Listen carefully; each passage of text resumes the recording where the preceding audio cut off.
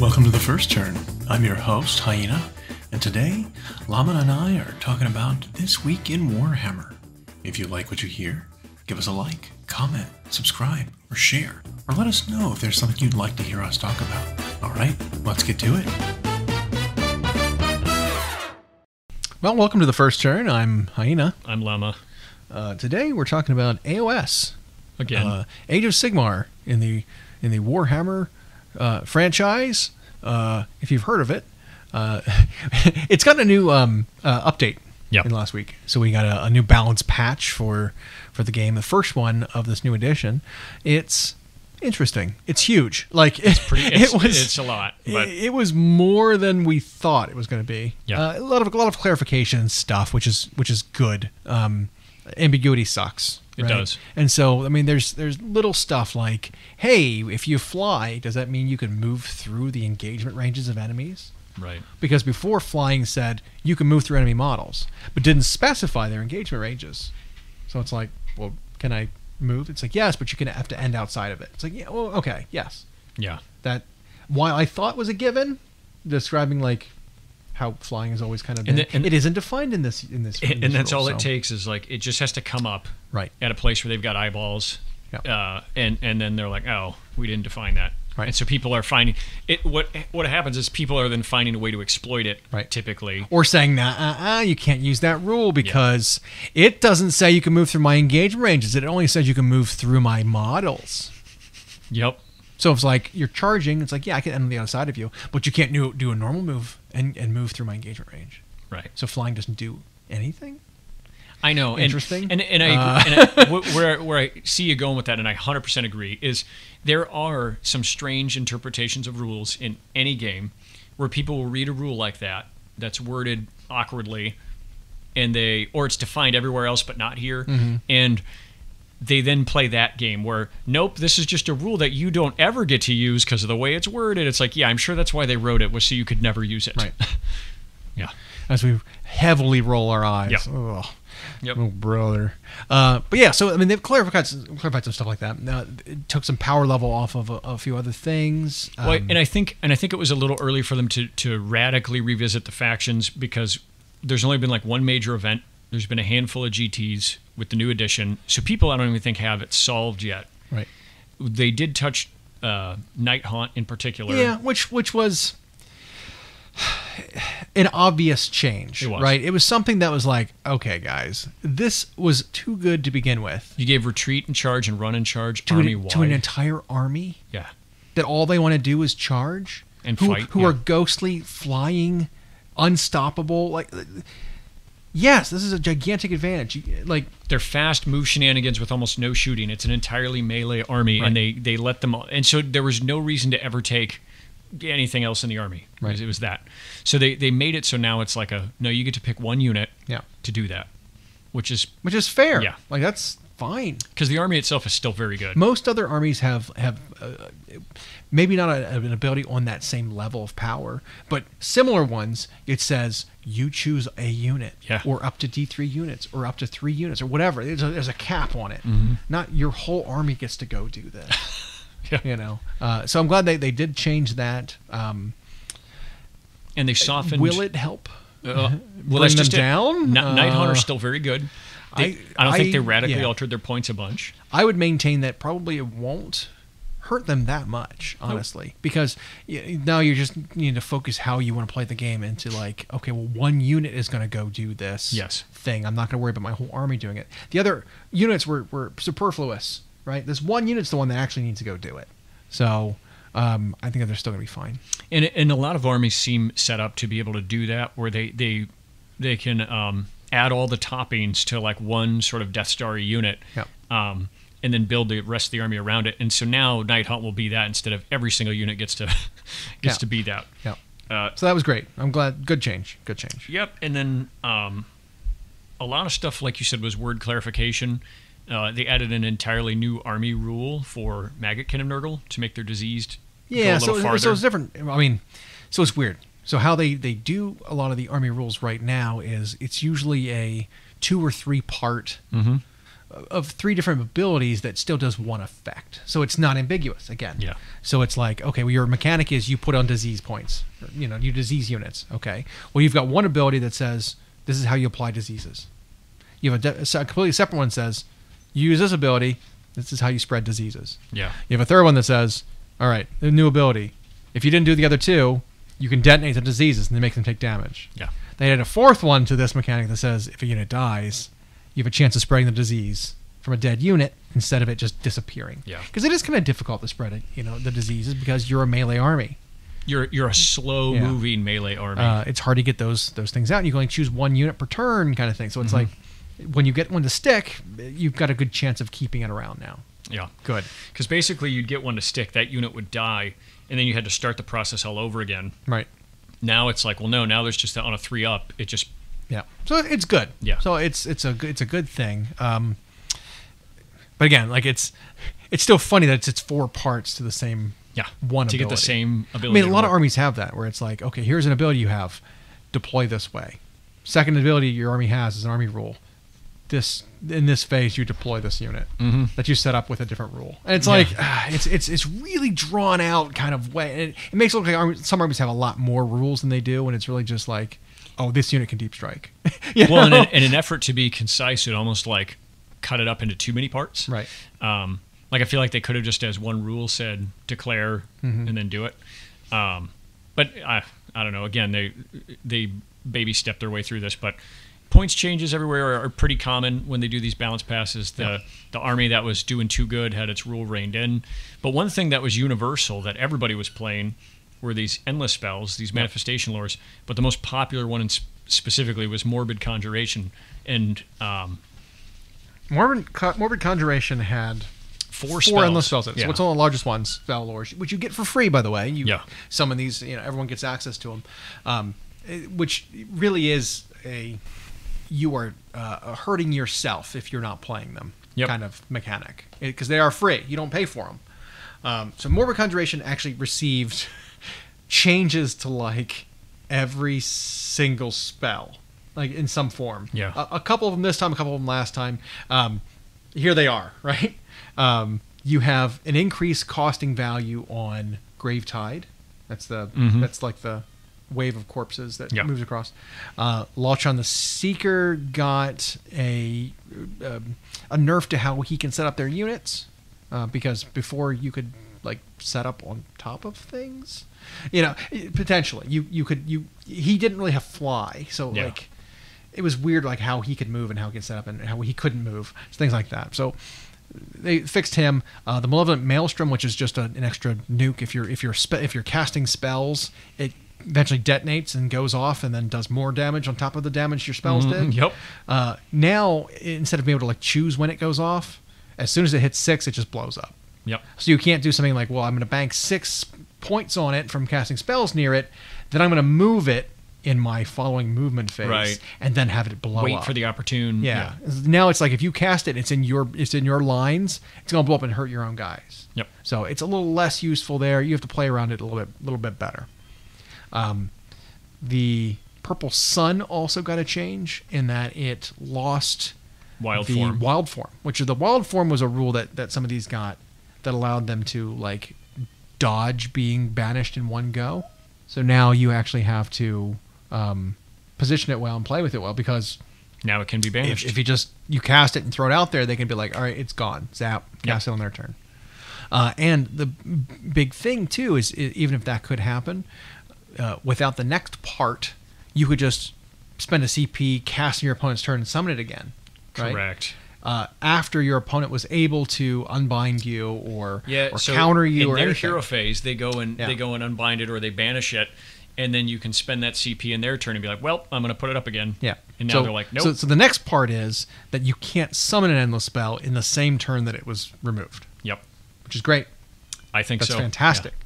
So now it's like, between all these different changes, it's like, with one more, by the way, they've kind of gotten reined in a little bit.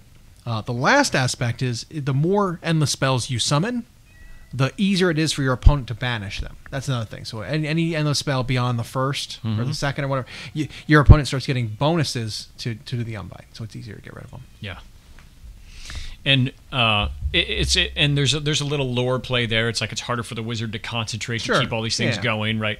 But I think it was necessary because, as we talked about, they're free, and they're not Warhammer models because you're not paying points for them. Right. But they do damage. They create move shenanigans. They disrupt the board. They have health pools. They have health pools. You know, like, so they require resource effort for a non Warhammer model. Right. And they did, at least that particular lore did just a little too much by having 4 really good spells that were all free. And so you just saw it got to where it was really top heavy, where you'd run through I was looking at like top 16 of some of these GTs, or top 32 at Nova, and it was like, well, like all but 2 ran. 14 out of 16 ran Morbid Conjuration. Just too good. And then armies that don't cast at all, like Blades of Khorne. Or Idneth. Or no. Caradron. They do. Caradron has no wizards. Yeah, it's like, well, they were nowhere to be found performing-wise because they don't get these free things. And so by reining these in, I feel like they bring them all more in parity with each faction's own manifestation lores, which means they're not supposed to do a ton. They're just supposed to be free things. I was looking at the Stormcast one, and it's like, man, some of these are pretty good. But, you know, it's not this one, or it's not this one, or it's, you know, this one's better. Yeah. So...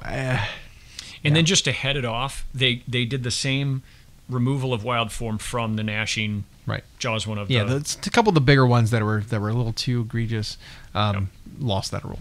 So that's good. I'm glad about that. The other big sweeping thing they did was kind of change how keywords are like a big part of the game right now, right? And so some abilities that were movement abilities that had a chance of failing were hugely detrimental because they were core abilities that had move tags on them. Yeah. So it's like if you tried to move in this way, where you would remove yourself from the battlefield and set yourself up again or whatever, if you failed, you were activating the ability that is a movement ability. That had the keyword core. Yeah, and so you failed it, you don't get to move, and then you don't get to move normally because you failed that ability that had that keyword on it. So a couple of examples of that were like the Daughters of Cain had one for sort of like the shadowy agents. It had an ability like that. That one, I'm trying to think who else had it. Someone else had it too. There was another unit that was like, this is kind of a problem because then they just don't get to do anything. They just don't get to move. But the way that the keywords are now, it is such that if you do move in this way, you don't get to move afterwards. But if you fail it, you can then still attempt a normal move. Yeah. So it's like, oh, that's so much better. That's such a better way to do that. It is way better. That's how it should have been to begin with. Yep. But when people realized how the keywords kind of worked, they realized, hey, this ain't great. Oh, I just locked myself on a movie. Yeah. So that's good. Good, meaningful changes. I like it. Yep. A handful of like battle traits and stuff were changed for the different armies to make them a little bit better, especially the underperforming ones. Your Gloomspites and your Fire Slayers and your Flesh Eater Courts, who maybe didn't have the greatest numbers, got a couple little bones thrown at them to help them, compete a little bit. Little minor stuff that was mostly clarification, but also a little slight buffs, I guess. And then the units we were seeing everywhere, unsurprisingly, went up in points a bit. Because that's the next hit. It's like if you don't change a rule or a battle trait or something to tone something down, you need to make them cost more so you can bring fewer of them. Well, and I think they're getting better at the adjustment. And what I mean is where it used to be, oh, look, you looked at this entire army and 2 units went down by 10 points. It's like, well, that doesn't free me up to add anything. Right. So now it's not like that at all. Yeah. Now it'll be like, well, look, in every Gloomspite Gits list, for example, that's winning, these 6 units are in every single one of them. It's like, like 4 or 5 of those had to go up. I still feel like it's impossible to take a look at every single unit in the game. It's so hard. You try to focus on the ones that people are really interacting with. Right? Either people are interacting with a lot or people are not interacting with at all, are the ones that usually get targeted. Right? So it's like, oh, we're not seeing any of this model in any list anywhere. Oh, right there it is. Maybe it's too expensive. We'll lower them. But they still don't hit everything. I feel like there's plenty of things that I can think of that when you look at them, you're like, this is way too expensive. How did this not get changed? You know what I mean? Like there's plenty of examples of that where like this is still unplayable. with how it currently is. I don't understand why they missed this one, or why they decided to do this one as opposed to that one. You know, but at least I feel like most of the changes we saw were positive ones. Yeah. Right. Like we looked at it and we're like, okay, yeah, this was too good. This needed to go up. This isn't good enough. This came down. And I don't know with any of these balance passes the way they do them now. I don't know if they're ever just straight up misses. Yeah. You know what I mean? Like it's usually like they don't hit on everything, but it's still big. And it's like some of the more major things are touched on in a way that's like, okay, this now opens up some breathing room for variety that we didn't have. Right. So, or like Kragnos we saw was a big one where it's like he came down 100 points, but he lost a pretty big tool in his kit, and that was that he was a countercharge piece that could too reliably get into combat kind of thing, because his ability said whenever you charge, you roll an extra dice when you charge instead of just when you charge in your hero phase. Yeah, and so your opponent would try to like. The opponents of Kragnos, and Andy was expensive, and so he wasn't even being seen as much. But it was people were trying to avoid him. Mm-hmm. They were trying to stay out of his charge range, and they thought they did it right. And then it's like, well, no, I can now spend CP, countercharge, and roll 3 dice. Gotcha. Right. Like, yeah. And so they toned it back. And he could bring units with him. Did he give it as an aura? He gives extra like charge ranges and stuff too. But they changed like. The targeting on it, I believe. So I don't remember. It was something else. I can't think of it off the top of my head right now. Yeah, but whatever it is now, they I think we might see him a little bit more. Yeah, you change the timing of the End of Empire's ability to your charge phase. Yeah, and the effect is now for the rest of your turn, add 1 to the number of dice rolled when making charge rolls for friendly destruction units wholly within 12 of him, but to a maximum of 3. Right. So it wasn't even like he needed to charge necessarily then. If it was just like all charge phase, all charges were +1 dice, you could charge with any unit 3d6. Destruction period. Mean. Yeah. That's mean. Okay. Because I think some of the Sons of Behemoth armies were taking them and just to do that. Yeah. But I think, speaking of like things that they kind of missed on, I think a pervasive like game-wide error I think they made with points is that heroes are not nearly as impactful as they used to be. Most of them, right? If it was a general rule where it's like, okay, well, the unit, the hero can allow a unit in their detachment with them to fight right after them, or something like that. It's just a general rule. I think it would be fine. But some characters have a special rule built in them that says this unit and this unit, after they fight, can fight alongside, right? Yep. That's marginally useful. Because that hero is maybe more points than the unit that they're bringing with them, but does significantly less than the unit does. Yep. So it's like the price points of some of these characters like just don't make any sense, because it's like you don't have an aura, you don't have a buff, you're not even necessary to issue orders anymore. Command abilities just happen, based on your discretion as a player. You don't need to be within range of a character to do a thing anymore.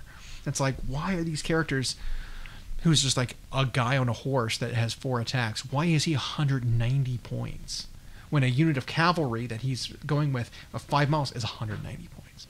It's like, it doesn't really make a lot of sense why some of these things are cost the way they are, because they don't have that many points of impact compared to the units that are with them. I mean, it's interesting. They do get to bring a trait and an artifact. Yeah, some of them. I mean, but one of them in your army. So it's not like every single one can do it. But I think they're just like they're baking in that now essentially command ability that they have. They are pricey, but I also wonder if they're trying to avoid the sheer number of heroes people would play if they were cheaper. Well, I think, but you're limited, right? You don't want to bring tons of heroes, because now you're limited to your number of detachments you're bringing. You're limited to regiments. Regiments. God damn it! The number of regiments you bring. You're limited to slots. Most slots don't allow you to bring extra heroes in those slots. No, you have to auxiliary them. You have to either auxiliary or you have to bring another regiment. Yep. Well, that's already a deterrent for taking too many heroes. Mm-hmm. And so it's, unless a hero has a buff for a very specific unit to do a combo, or they have an aura that can affect multiple units, or a specific unit. If you were just a fight hero, there's no reason you should be as many points as you are. Like most Stormcast heroes are like that. It's like you're 150 points and all you have is 5 attacks. Like, why? Most of them I mean, so they all benefit from that guard rule. So they are harder to target, but most of them, from the looks of it, end up about 20 to 25 points per wound. Yeah, like which is expensive. They're really expensive. Yeah. And then most of them don't have the ability for a unit to fight with them. No. So it's not even. So it's like if you choose to fight with that hero first, you're just giving your unit up. Yeah. So it's you're odd. And you're usually buying the hero to unlock the regiment, and that could even be part of it too, I guess. If the heroes were cheap as chips, like obviously I can draw from looking at Slaves to Darkness, since I look at them all the time. Mm-hmm. If like the Chaos Lord and Demonic Mount were cheaper because he doesn't hit very hard, right? Certainly not compared to the unit he wants to bring. But if I used him and unlocked a regiment, I can now pack that regiment full of stuff. And I think that might be a part of it too. They're limiting the total number of models on the table by making you buy this guy to unlock a regiment. That's the only theory I can think of otherwise, because most of the heroes do feel very expensive. On the other end of that, you get a higher level of hero like Be'lakor, mm-hmm. who feels worth every penny of now 440. Right. Because of how much he impacts the board. But that's the difference, though, is a lot of the big center PC models do feel worth their points. Yep. But if you've got like a generic character who's like on a mount, perhaps, who does so much less, mm-hmm. they don't feel like it's worth their points. So I feel like it's like, well, I want to find the cheapest hero that I can that unlocks those types of units in my regiment, and just play that one instead and save the points and bring more models, bring more like unit models. Yeah. Because like, don't consolidate any of the power in the hero at all. Like I'm more incentivized to do that because like the other guys just don't do anything. Like I don't want to charge the guy in because he's a liability. I'll just have a support tiny character behind him that costs less, who accomplishes just as much because they're both sitting back behind the hero or behind the unit. Yep. I don't know, it's interesting. I think we're going to see I'm calling it a big kind of sweeping change coming up with especially like combat heroes. If you're not a priest, you're not a wizard, you're not an aura, you're not a support hero that does something, I think your points are going to get dropped drastically because you are not bringing something that supports the army. You're just yourself. Yep. You shouldn't cost as many points. It's not even like, and I don't need them to be impressive, but then their cost shouldn't be impressive. Exactly. Because I know I feel way better opening up a regiment with a 120-point sorcerer on foot, right, than I do with this 280-point random mounted guy, right, or whatever. Or like you could bring the normal Chaos Lord who's 140 compared to the sorcerer who's 120, mm-hmm. and it's like, what does that character do? Nothing compared to the unit that he can have tag along with him. Right. It's just like it doesn't feel good.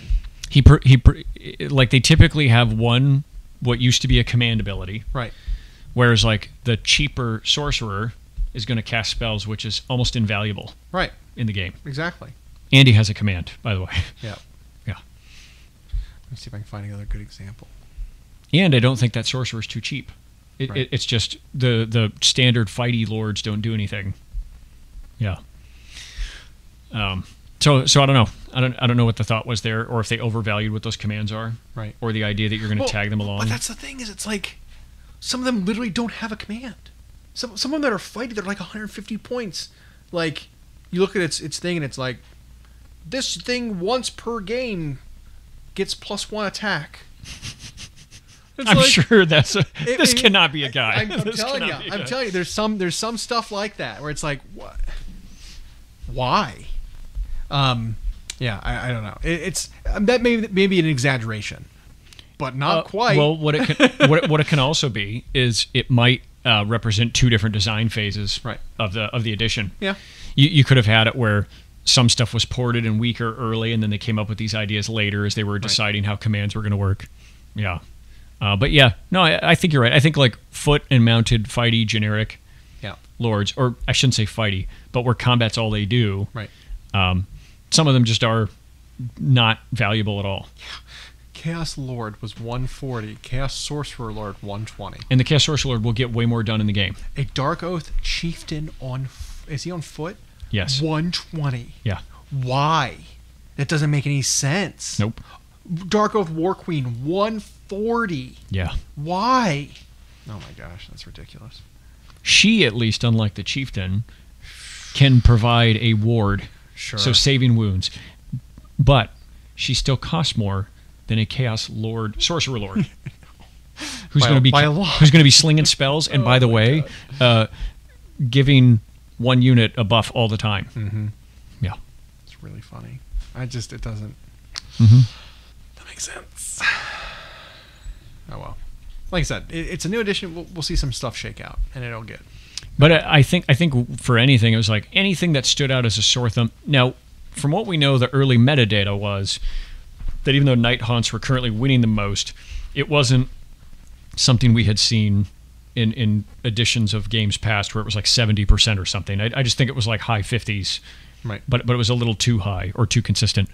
And so that being reined in, the universal manifestation lores being reined in, that alone is like a little breathing room. Because I think there were some armies that just knew, well, I'm gonna in a 5-round tournament, I'm gonna run into 2 or 3 Night Haunt. That's just a bad day for me. Right. So now, come up with a way to deal with that. Or I'm playing a priest only army, and I'm trying to deal with Purple Suns every single round. Mm-hmm. Like that being reined in just a bit is really nice to see. Now, of the armies you play, yep, which is almost all of them. Which ones? Don't tell my wife. Which ones do you think benefited the most from these changes? Yeah. Ooh, that's a tough one. I know for me it was Maggot, Kin, and Nurgle benefited the most. Slaves didn't need a ton. I mean, the slaves list that I had actually took some hits. Like the slaves did not come out ahead in this update. They got hit because the good stuff you want to bring all kind of went up. Be'lakor went up. You had the Farengard went up. Chosen the went Demon up. Prince went up. The Chosen, and all these like packages that you deploy. Yeah. With giving them free buffs and counter deploy shenanigans of fight first and stuff. All that package all went up. So like that's now more expensive. And now we find ourselves looking at things like, well, what else is there that's actually good? Yeah. Are Chaos Knights on the table again because I think Farengard went up? I think Chaos Knights were viable anyway, but yeah. Are more warriors the way to go? I can see warriors now that they're less expensive than the other options. They're still really good. They have a lot of output and they're durable. Yep. I could see that. The Myrmidon, the Ogroid package kind of came down a bit. I could see them potentially being tested. Although we find when you look at the math, they are less durable and less punchy than any of the other options. But now they're the cheapest. So it's like, I don't know. I could see it. Well, and they still get to take a mark. Yeah, they do. They just don't benefit from as many of the keyword buffs in the army. Right. So you package it the right way. But I was looking at that. It's like the hero is fine. The only thing is he's a little counterintuitive with his unit because they are anti-infantry. He is anti-monster. Right. So they want to fight two different things. Yeah. Now they fight one after each other, right? Yeah. And they tag along. And so that's a little goofy. I feel like if they both would have been the same anti. Which I'm fine with him being the price that he is because of that. He has a purpose. He's got... He actually hits kind of hard. Yeah. And so him being 170 compared to like any other mounted hero that clocking at like 220, 240, it's like how is he... I don't get it. Yeah. The external balance of the points, they just don't make sense to me sometimes. He is one that's like... He's probably just about right. He's about right. And I think he's about right there. And his fighting profile specifically against monsters is good. I just wish with the Theridans they would have also then been anti-monster. Like, I mean, I guess their damage profile they can still do fine, but they really want to hit infantry. So you don't even need to bring him. Right. He just gives them a little command. I still like him. Well, because he, when you take him as part of like the leader of a regiment, unlocks them. And that's kind of one of the points to bring him. He also is unlocked as an additional unit in a regiment for a lot of the other Chaos Lords. Yeah, I don't like that though, because like I don't think you need to bring him for what he does. Nope. So like taking up a slot in another regiment is like... But there are lords that unlock Theridans. Sure. So you can take a lord and then you take him if you want him. Yeah, there are definitely ways around it. You're right. Okay. And but it's really only like the big ones who do that, who unlock both. Which was clunky to me. Yeah. I felt. As a hero on his own, he's okay, but I don't think you take him just to monster hunt because you can go hit that monster with Chosen or whatever and just do better. Yeah. Because he's 170. Him with them, but him with them together, that's 530 points if you took a full boat of 6 Theridans and him. So now compare that to the 520 that 6 Chosen would be. the 6 chosen or the 10 chosen are going to win still that fight. Do more. Yeah, they still do way more. And so it's more wounds, it's more durability, it's more damage output, it's more everything.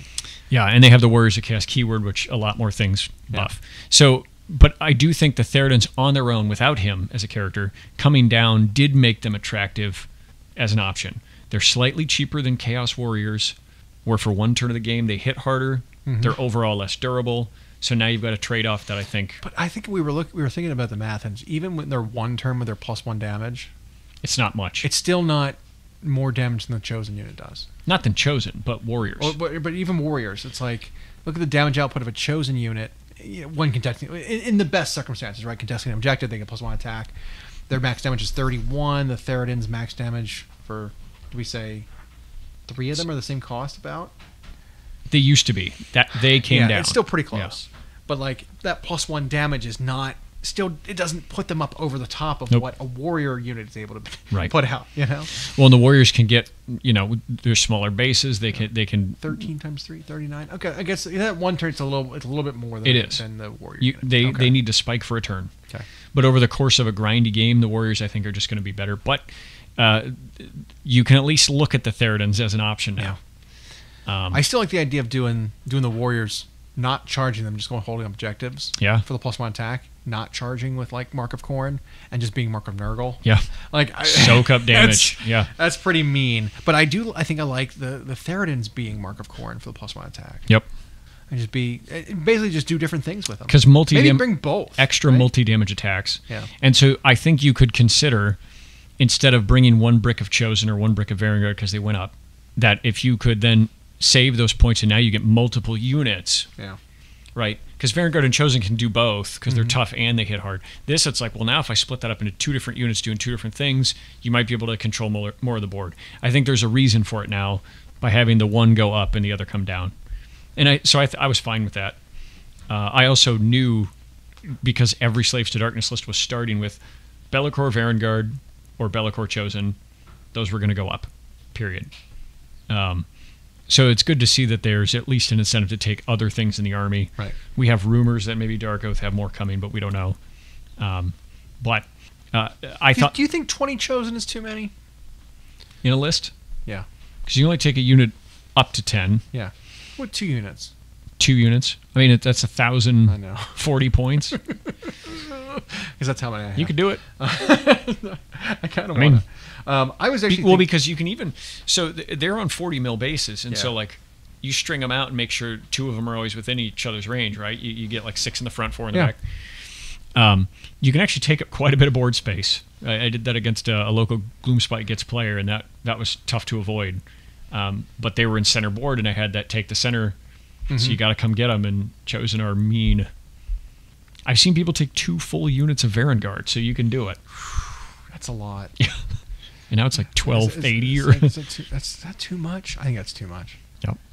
I was looking at Stormcast actually. And there's quite a few drops there too. So that's another army is not doing great. No, too many units that are going to Legends, and so I think a lot of people just are not excited. That could about be them too. Very much They just aren't that popular at the moment. There's a lot of duplication of like what's playable, what's in the army, because there's like 5 different kinds of cavalry. Stuff like that. But I was looking at the different kinds of paladins, because one of the units that dropped was the new Reclusians, which are the new Ruination Chamber paladins, the ones with like the axes. And they're just pretty good in general, right? They're 3 wound guys, 3 up save, 3 attacks at damage 2 with crit mortals, which is pretty good. That means that that's Chosen stats there. If you roll a hit of 6, you just do 2 mortal wounds. Yep. That's pretty good. But they come in units of 3. They were dropped to 140 for 3 of them. Okay. Which, what's Chosen again? 260? It's 260 for 5. So a little less than Chosen, right? Yeah. 140 plus another, I don't know, math, 95. Well, because it's so 230. It's a 235ish for 5. For 280 you get 6. Right. Yeah. So yeah, pretty decent. But there's all kinds of other paladins available in that same kind of class of like, what do you want to do? How do you want to play, kind of thing. There's lots of options. Annihilators is one of those options. And Annihilators with the shields for the 2-up save are still 3 wounds, 3 attacks, 2 damage an attack. They're 170 for 3. So the 2-up save, Troop saves huge in AOS. Solid. Yeah. So if you want to go more defensive, you don't play these guys. You play the other thing. But then there's like Praetors, which are in the same boat again. 3 wounds, 3 up save, 3 attacks at 2 damage.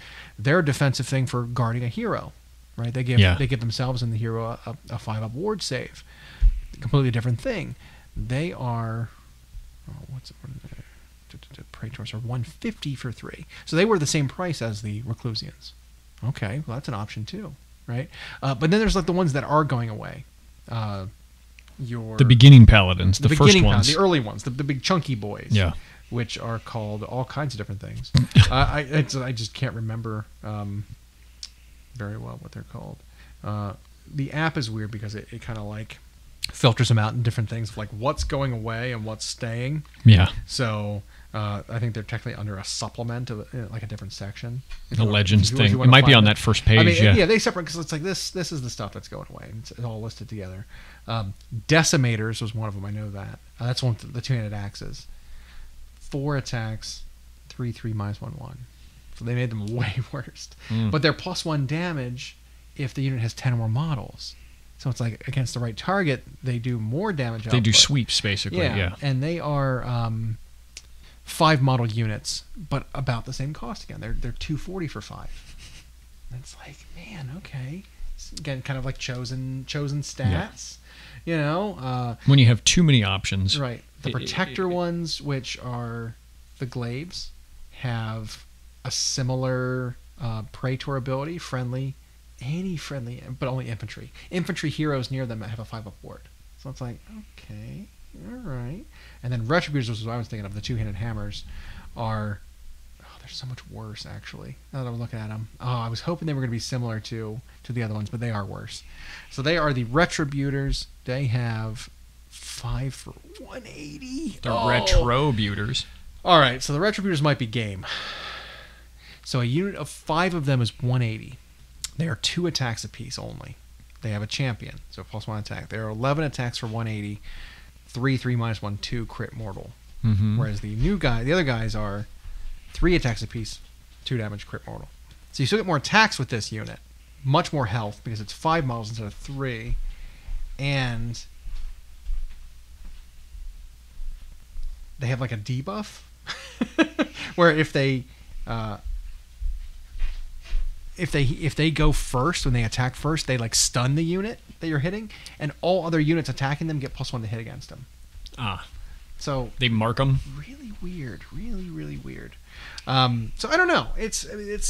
But they're trimming some of that redundancy. They are to Legends, and so. But I feel like it's clear that like the ones that they're keeping, which are the Reclusians, are just the best of them. The Reclusians and the Annihilators are just better than all the other ones. You know what I mean? So I think they're doing a soft kind of like disincentivizing you to bring the other ones because they're going away. They kind of do that, right? Where it's like, oh, we didn't give these ones good rules or good points because they're going to Legends. Yeah. So we really don't want you playing them, but you can if you want. Yeah. You know, if you figure out a way to do it, you can do it. I don't know. I don't know how much they really spent on this balance pass working on Stormcasts, and I say that just because their release has to be imminent. Right. We don't have a date yet, but it's like around the corner. It has to be, right? Yeah. June 1st next year is when they're. And when the book's coming out. Sorry. Yes. June 1st next year. Next year. By then, it at least has to be out. By then, when everything goes to Legends, they should have their book. Their book should be out. Right? Maybe it won't. Maybe it'll like the book that comes out that puts everything, all the new stuff out, will be the one that Legends to everything. Maybe that would be wild. That would be ridiculous. But I did notice that for them at least, everywhere that they got points changes were things that were not being Legends. Not a single Legends thing got touched. Yeah. Which when you think about it, it makes sense, right?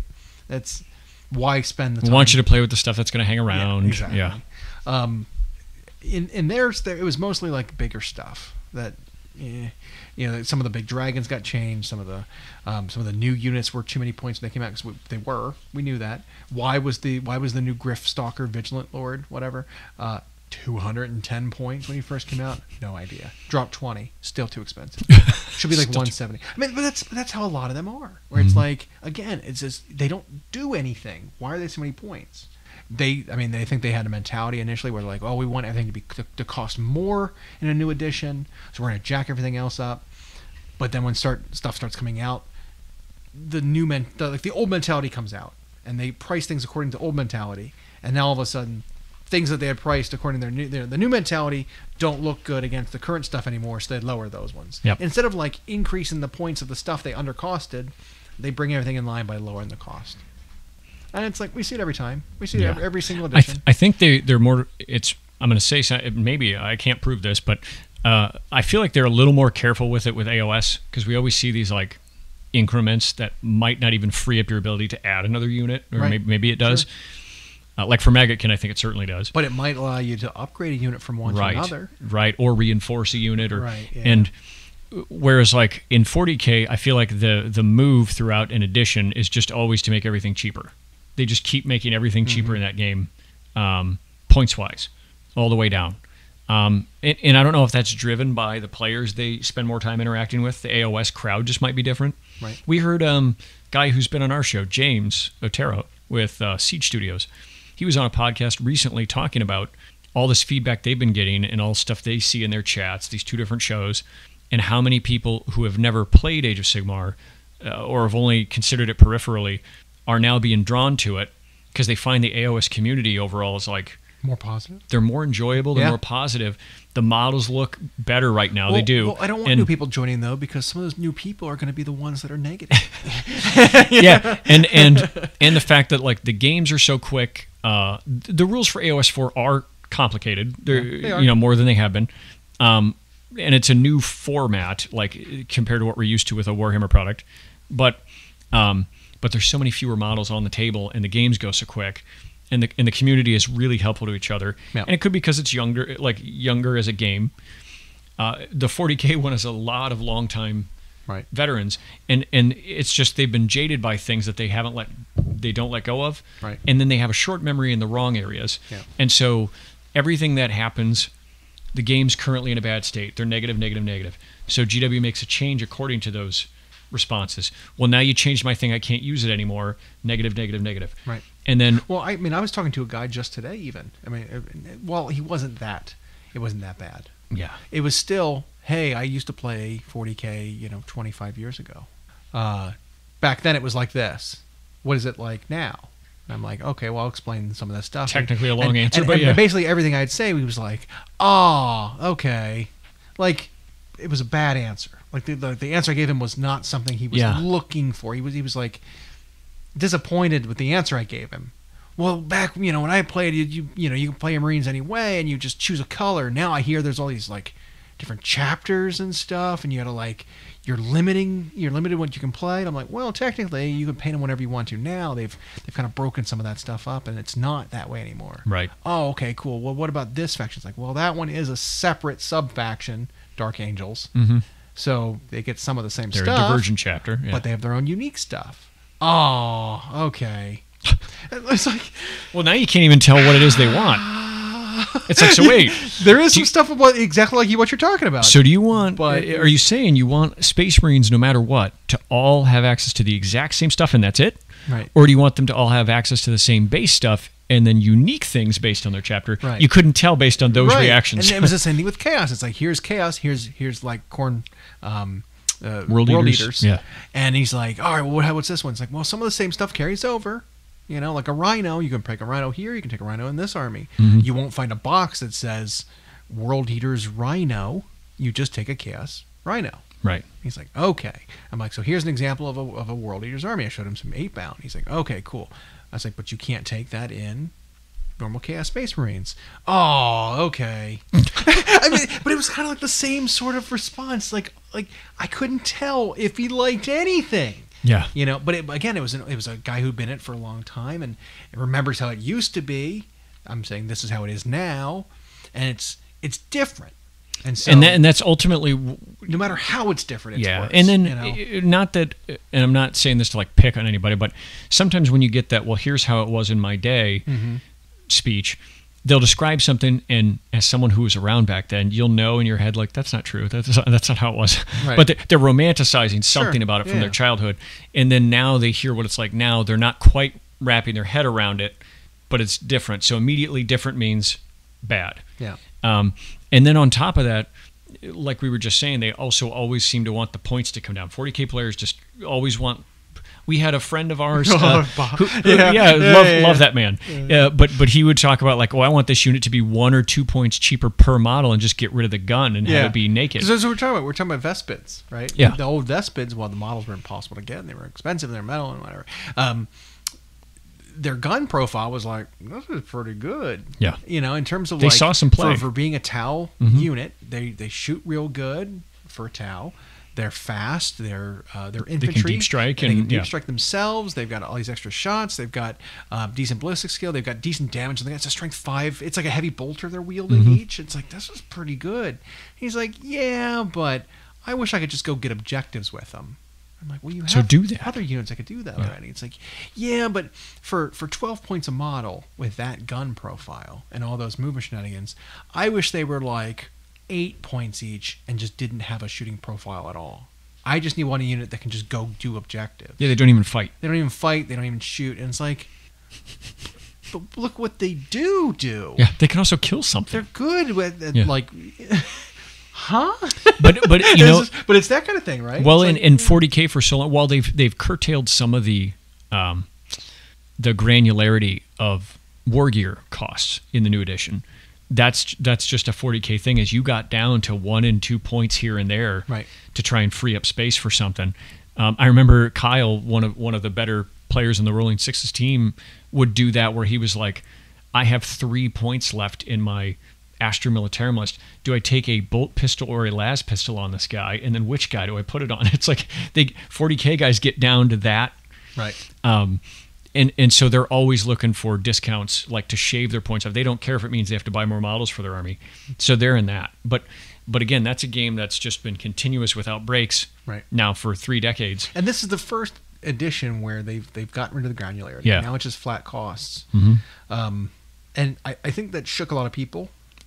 That's a big change. Like that was very different. It's like there isn't the balance isn't reflected in points anymore. Yeah, which is unfortunate because there's clearly like these are just better options in the same unit. Yeah. Well, if it costs the same for this unit, then I'm just taking this better weapon. Right. Yeah. And so it's like there's usually a clear cut like winner. Like before, it's like, okay, well, I could take a special weapon on this unit, or I could just not take it and save the points, like you were saying. Yeah. But now it's like, well, all those are free. I'm going to take the upgrade, and I'm going to take whatever one is available that's best in every category.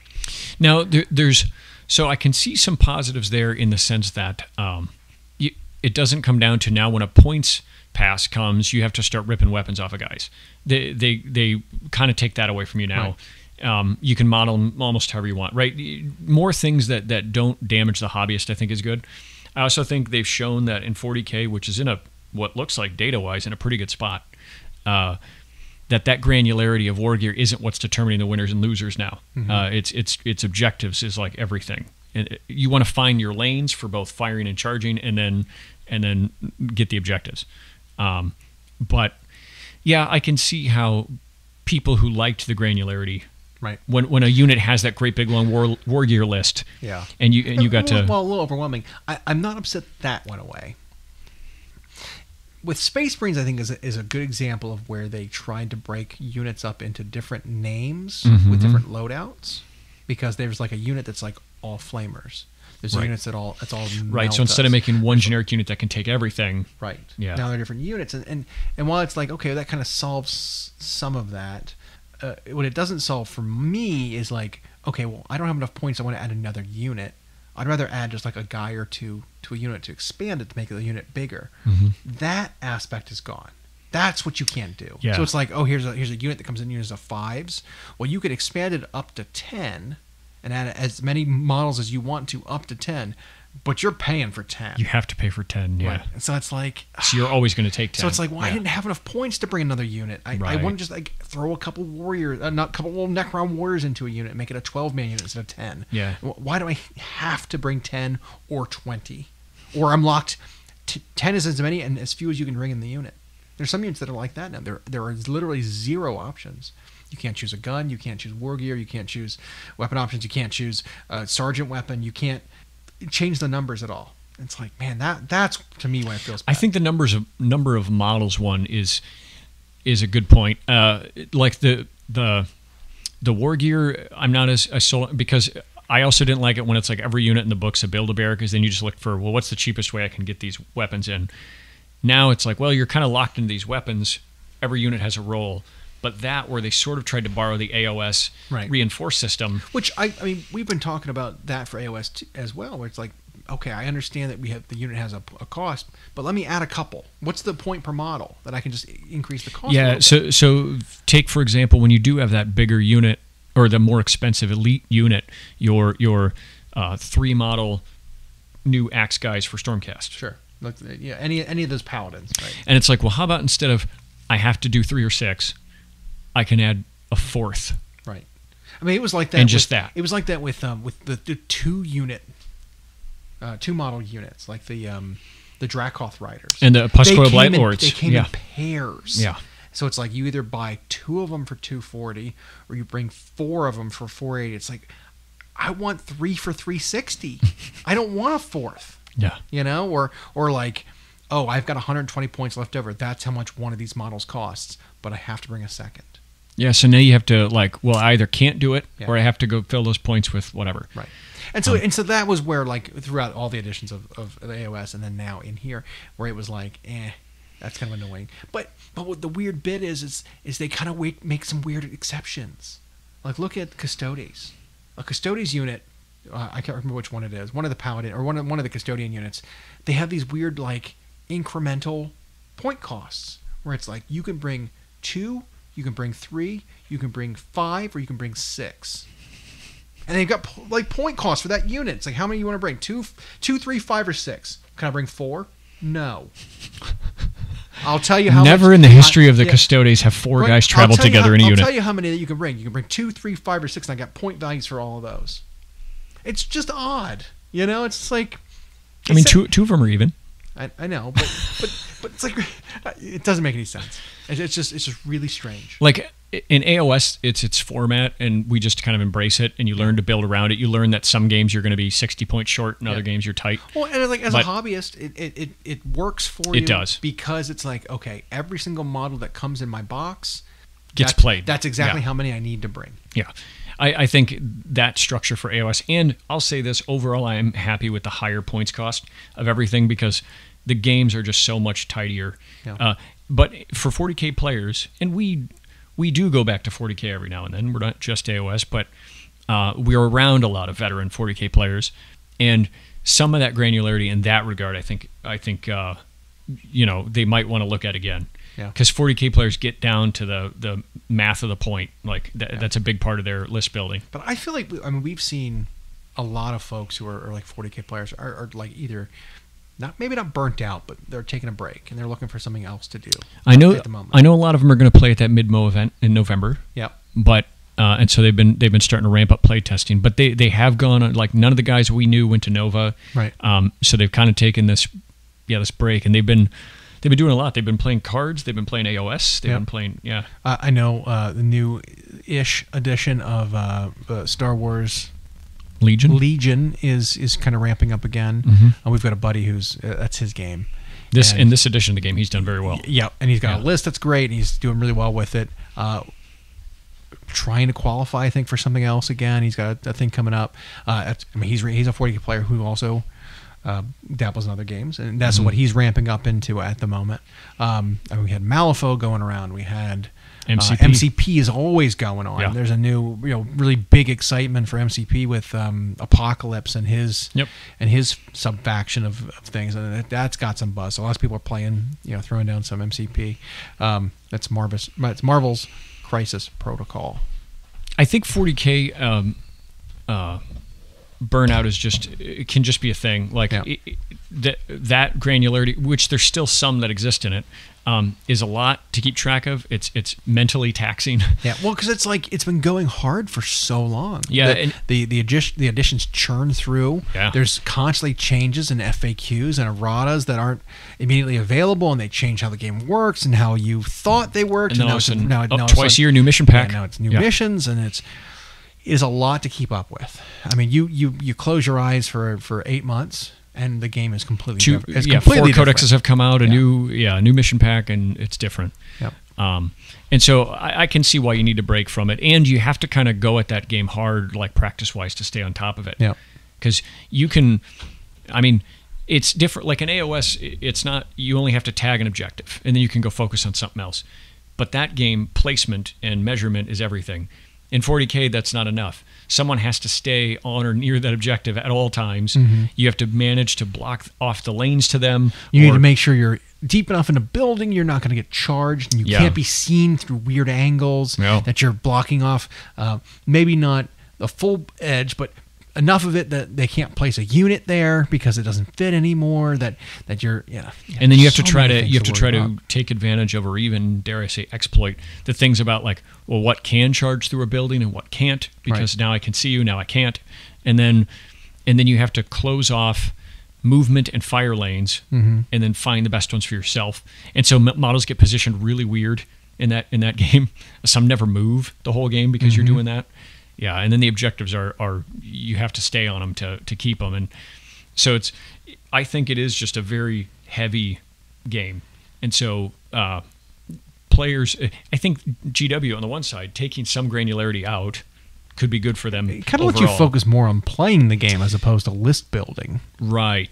Which I think is a positive thing. Because for a long time, like, that's how the game was looked at, was like list hammer, right? You mathematically design the best list. A lot of times you would come up with a list, and people would copy it and just use it and then do well with it, and then someone else would figure out a list that beats that list, and then people would copy that one. Call it net listing. Net listing is available for pretty much every game. Someone posts a winning build, call it, and then all of a sudden people start copying that and playing that. This won a tournament, but you don't necessarily need to know how to pilot it, and sometimes that really matters. Sometimes it does not matter at all. And that's the additions to the game where it's like, all right, the 5th edition Grey Knights.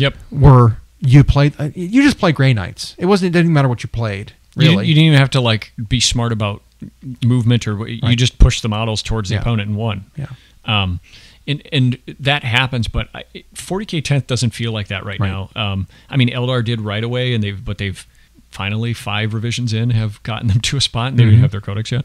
I don't hear people complaining about Eldar anymore. No, now they're just good. Yeah. Like, and when Nova came back, those results, it was surprising to see that, where it's like, man, you had almost every army represented in that top 32. Except for Votan. Votan didn't make it? I thought they did. Did they? I thought Votan didn't. I thought Genestealer Cult didn't. Genestealer Cult did not. There was one more that didn't make it to top 32. Wasn't Dark Eldar, wasn't Sisters. No, Sisters did real well. I know. There was one other one that I don't think we saw. I thought we didn't see either of those two, though. Might have been. I thought Votan had been okay. I mean, their army rule change, and it definitely helps them. But they suffer from really small. And I know Genestealer Cults have an okay version now. They don't have their codex yet, though, do they? No. I don't think so. Admech saw a big boost, but there were a couple armies that just made it out. But that's so much easier to work with when it's only a couple that are out of 20, however many, are falling behind. It's like, okay, well, now we can see, and nobody was egregiously on top. It wasn't like 6 of the top 8 were the same basic structure. And then you got surprising wins where it's like, well, this isn't supposed to happen, but it did. And then the AOS side, like Beasts of Chaos or Bone Splitters topping a tournament. Yep. Who are being cut and being sent to Legends, and they all of a sudden winning tournaments. It's like, oh my gosh. Someone just defiantly running those armies out. Some of those actually did get some updates, by the way. Yeah. Beasts of Chaos got some point changes, which I think was really funny. Bone Splitters, they did not. Nothing. They did not get touched. Just funny. They might be right around the corner in Old World. That could be why. Yeah. But, so I got to say, to try and juggle that much stuff, 40K's in a what looks like a pretty good spot. I may travel with the team to go support them at Midmo. I'm not going to play. And I might not even go. But so I've at least had it on my mind, and I've been coming up with. Yeah, I think I'm going to go with the team. But I might not play. But I might not go. But I might not go. Got to support the team. But I might quit the team. Yeah, I might just. In fact, I might go root against them. But I play and root against them. Drive down there by myself, wear a different shirt. But I've at least found like a paint scheme for my Tyranids that I'm enjoying. Yeah. So how many total models have you gotten with that paint scheme? 1. Yep. And 1/3 of 2 others. Yeah. Because I laid down the primer coats and the first couple contrast on my others. But at least it's like there are people starting to do, those players who were burnt out are starting to like talk positively about it when they looked at that, where it's like, well, yeah, it's not like the game is in a bad spot, so we can't say that's why we were burnt out. Right. Like, I know the lethality is always frustrating, but I don't know how else you fix that and still have the game feel like 40K without changing what the game is. I just know I've gotten a couple games of AOS match play in now. Have you? Yep, I sure have. And those were? One of them was against you. I think I did one other one. Maybe. Oh, yeah, we did play. Maybe I don't know. I played one other game. I know I've been list building a ton. I've got like 20 on the app. I know, I do. Yeah. It's just so many. And that's part of the issue is when you're coming up with your own lists and stuff. I don't like to look and see, well, what's optimal. I mean, you can't help but look at and see what's good, right? I think you're silly if you're like, I only want to play the worst stuff. But I like knowing the why.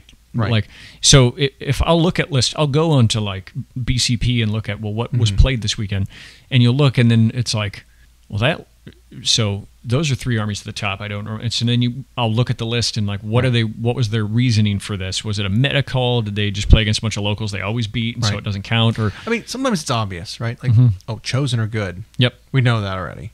Yep. Like, you don't need reasoning for that. And so some of the lists contain some Chosen. But like, I've been building lists where I'm like, I just want to play some of the models that I've got. Can I make it work? I like that aspect of list building more, and especially because it's like, well, I've got all this stuff, and I can't play all of it in an AOS list. That's more so true than ever. It's like you just can't fit everything. So it's like I kind of want to go Paladin heavy. So like looking at this Paladin stats, it's like if I get all Paladins and they all have different roles, I think it could still work. They're not that many points. I think that could happen. Or it's like, I want to go with the new Griffs that are coming out. We were talking about that. I want to go a Griffin list. It's just nothing but demi-Griffs and bird dogs everywhere. Yeah, bird dogs. You do the Paladors. You do the new whatever the new cavalry are called. You do the new Griff monster character. You just go Griffs. I think that'd be kind of cool.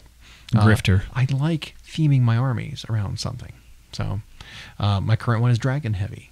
But I'm kind of torn between like, next weekend's the day. I'm going dragons. I could play this other good unit. It's like, yeah, but dragons. Remember, we're playing dragons. Stop trying to change it. It's dragons. Yep. I'm bringing a character or a unit that I'm letting that I think is very good. The Praetors to guard one of my dragons to give them a ward save. I think it'd be very good. However, I think that there's a character I want to bring, the Knight Vexilor with Banner of Apotheosis, who gives an AoE heal to Stormcast models, which I think would be even more fun and maybe funny compared to just having a ward save. How about I just negate like all the damage that you deal to my dragons if you don't kill them? I'm just going to heal it all back. I think that would be funnier of a thing. So I might swap out because it's the same points. It's 150. It's a wash. I could swap out and bring that hero instead of that unit. And just replace his banner with like a great big car wash squeegee, and he's walking around with dragons. Even if it would be worse, I don't care. I think it'd be funny. Like that's. And I don't even know if it's worse. That's my reasoning. Sometimes I don't know either. No, it's definitely worse. Well, a 5-up ward is definitely better than healing D3 a turn. Just throw it out. Well, because the ward has the chance to just flat out negate damage, and like. But that's just it. Is if you read it in isolation, you're like, okay, this can be good. Right. So I think it's worth trying it instead of what I don't know if it's an anxiety people have about trying something for themselves, but what the internet culture for the last like 20 years has created is people will see that, think is there a use for it, and then instead of deciding to try it, they run to Reddit or they run somewhere online and say, hey, I was thinking about doing this, and then they get confirmation bias from 15 people, and then they'll decide, say, well, no. it's not any of the top lists. Yeah, or no, because you want to play not this. Be good. Yeah, or they'll just say no. They don't even give you a reason. They just say no because this. And so then they just like, okay, well, they talked to me, so I'm going to play this thing. Right. It's like, yeah, but you got to try it. Got to try it and find out how it feels, just for a second. Yeah. Yep. So yeah, I'll have a really bad list. That'll be funny and fun to play. Mine might end up really kaleidoscopy by the time I get there. My games might go really, really fast, which I'm fine with. It'll be either be a blowout and I just like stomp, or I'm an untouchable, like unkillable juggernaut, or I'll run to a unit of archers that just one shot my dragons every turn. I don't know. Yep. Who knows? I don't know. We'll see. Just deletes it straight down. It could be. Just cuts them right down to the bone. I keep wanting to try all these different units. And it's like by the time I get to the tournament next Saturday, I might end up with like nothing that's cohesive. It might be like, here's 8 random units. Play. Which is funny for a thing, because you kind of want to have your models painted beforehand, and the more we switch, the less likely it's going to be that they're going to get done. Yep. Which I think is funny, because we always do like the judging at these tournaments, and when we're going to show up, it's kind of like the idea of like, well, do what I say, not what I do, or those who can do, those who can't teach, that kind of thing, where it's like, yeah, I can judge painting, but I don't get painting done. I don't get my army to paint quickly, especially not armies. So don't worry about that. I'm a judge, but I'm not going to win the competition of best painted army at the event. Never. So whatever, it's fine. It's fine. I might play Archaon and Bellicor and Abraxia. Would you have enough room for Eternus? He just came down. Yeah. So if you can play those 4, you're done.